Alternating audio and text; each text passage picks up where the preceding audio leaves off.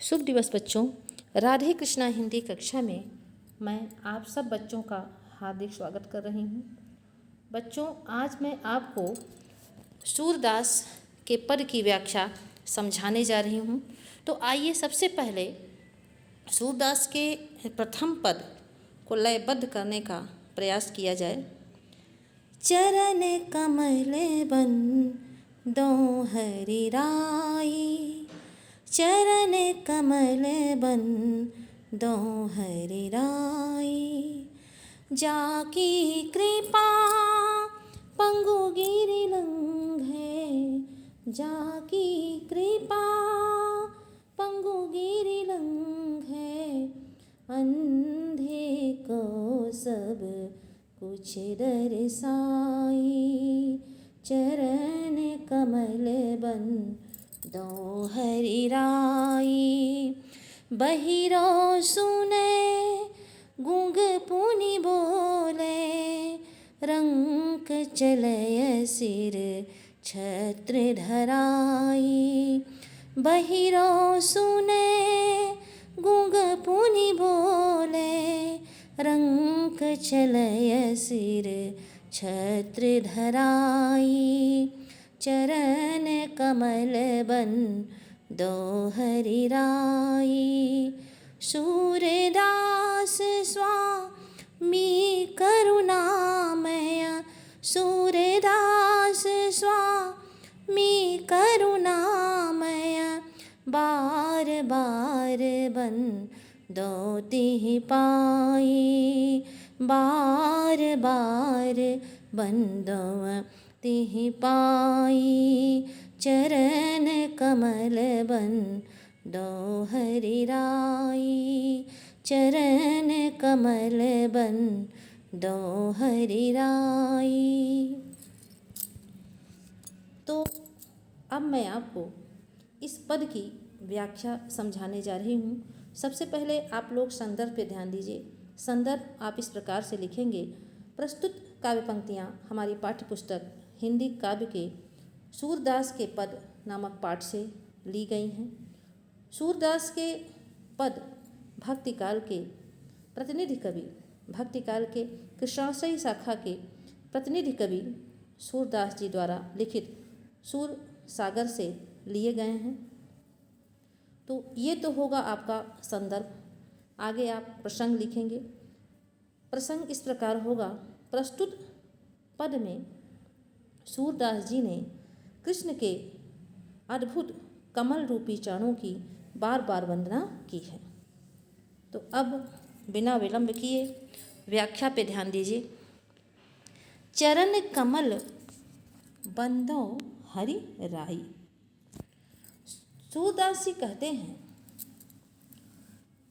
हे राजा कृष्ण, राई राजा, हरि मतलब कृष्ण, हे राजा कृष्ण, मैं आपके कमल चरण, कमल रूपी चरणों की वंदना करता हूँ, कमल रूपी चरणों की वंदना करता हूँ, कमल रूपी चरणों को नमन करता हूँ।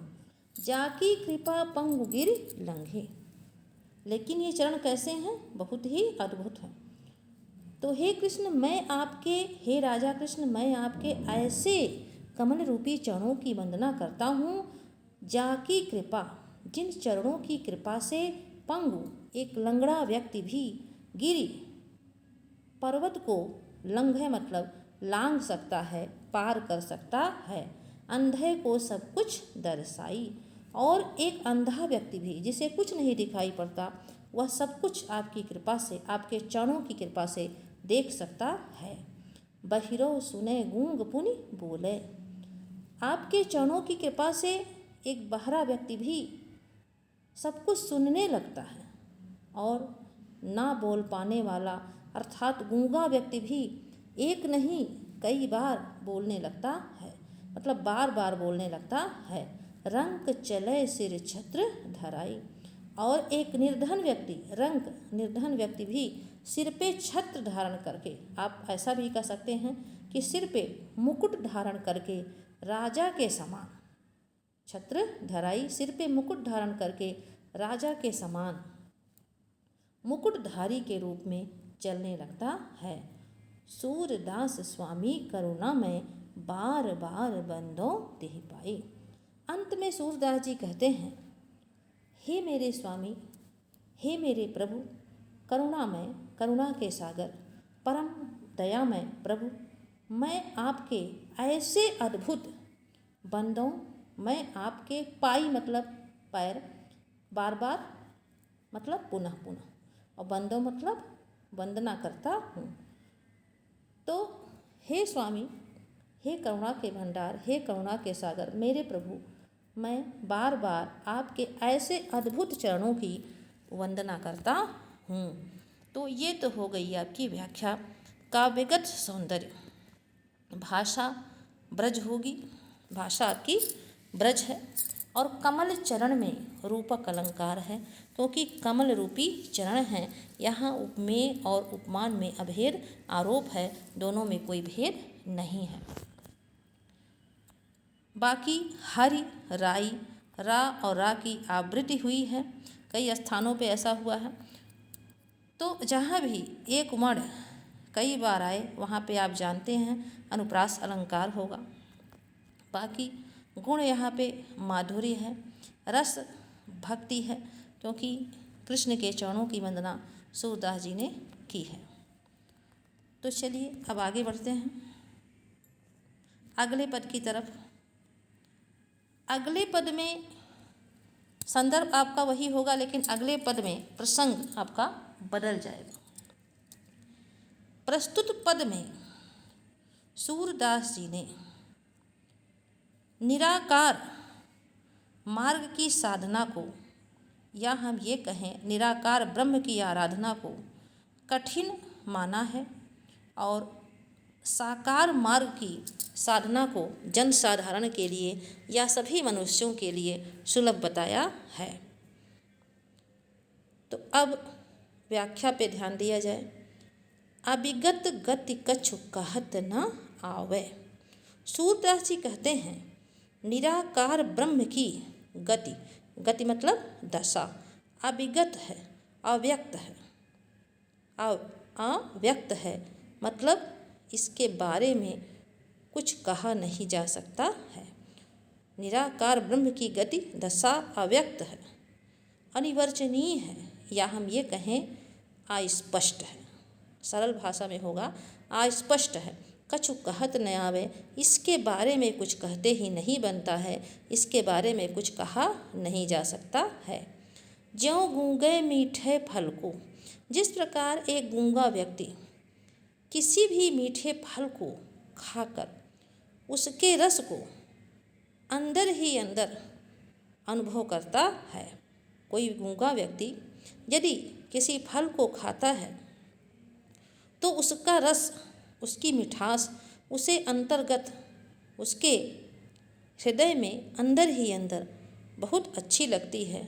उसकी मिठास उसे अपने हृदय में बहुत अच्छी लगती है, लेकिन वह फल उसे कितना मीठा लग रहा है यह बोलकर वह किसी को बता नहीं सकता। ठीक इसी प्रकार परम स्वाद सब ही सुनिरंतर अमित दोष उपजावे। तो यहाँ आपको अपनी तरफ से जोड़ना पड़ेगा। ठीक इसी प्रकार निराकार ब्रह्म को जो व्यक्ति पाता है वह परम स्वाद, जो भी व्यक्ति, सब ही मतलब सभी व्यक्ति, निरंतर सदा निराकार ब्रह्म को पाने वाला प्रत्येक व्यक्ति, सभी प्रत्येक व्यक्ति निरंतर सदा परम स्वाद, अत्यधिक आनंद को प्राप्त करता है। परम स्वाद मतलब अत्यधिक आनंद, स्वाद आनंद को प्राप्त करता है। यही आनंद का भाव अमित तोष उपजावे, उसके हृदय में अमित कभी न मिटने वाले अर्थात असीम तोष संतोष के भाव को उपजाता है, उत्पन्न करता है। मन वाणी को अगम अगोचर, तो यह अमित तोष कभी न समाप्त होने वाले या असीम संतोष के भाव को उत्पन्न करता है। लेकिन निराकार मार्ग का जो साधक है, निराकार ब्रह्म का जो साधक है, वह ब्रह्म को पाने के बाद भी उसके सुख के बारे में किसी से बोलकर बता नहीं सकता। आगे बढ़ते हैं। मन वाणी को अगम अगोचर, निराकार ब्रह्म मन और वाणी द्वारा अगम है। मतलब मन और वाणी द्वारा निराकार ब्रह्म के पास नहीं पहुंचा जा सकता है। यह अगोचर है। इसके पास इंद्रियों के द्वारा भी, कर्मेंद्रियों और ज्ञानेंद्रियों के माध्यम से भी इसके पास नहीं पहुंचा जा सकता है। सो जाने जो पावे, जो निराकार ब्रह्म को पा लेता है, जो पावे, जो पा लेता है, जो प्राप्त कर लेता है, सो जाने, वही इसके बारे में जानता है, लेकिन वह किसी को इसके बारे में नहीं बता सकता है। रूप रेख गुण जाति जुगति बिनु निरालंब कित धावे। तो फिर जब इस निराकार ब्रह्म की ना तो कोई रूप रेखा है, इस निराकार ब्रह्म की ना तो कोई रूप रेखा आकार प्रकार है, ना इसके गुण का पता है, ना इसके जाति का पता है, और ना ही इसे प्राप्त करने का कोई जुगति है, कोई युक्ति है। बिना जुगति मतलब उपाय, ना तो इसे प्राप्त करने का कोई उपाय है। फिर निरालंब होकर, आधार रहित होकर हम किस तरफ दौड़ें। निरालंब होकर, आधार रहित होकर, बिना किसी सहारे के हम कहाँ कहाँ दौड़ें, जिससे इसे पालें, इस बात का कोई ठीक ठाक पता नहीं है। सब विधि अगम विचार ही ताते सूर सगुन पद गावें। अंत में सूरदास जी कहते हैं, जब मैंने सब विधि, सब प्रकार से विचार करके यह जान लिया कि निराकार ब्रह्म अगम है, अर्थात इसके पास नहीं पहुंचा जा सकता है, इसके पास आसानी से नहीं पहुंचा जा सकता है, इसके पास पहुंचना बहुत कठिन है। तातय, तब मैंने, या तत्पश्चात मैंने, सगुन पद गावें, साकार के पदों को गाना प्रारंभ कर दिया। अर्थात साकार ईश्वर की भक्ति, कृष्ण की भक्ति करना प्रारंभ कर दिया। तो ये तो हो गई आपकी व्याख्या।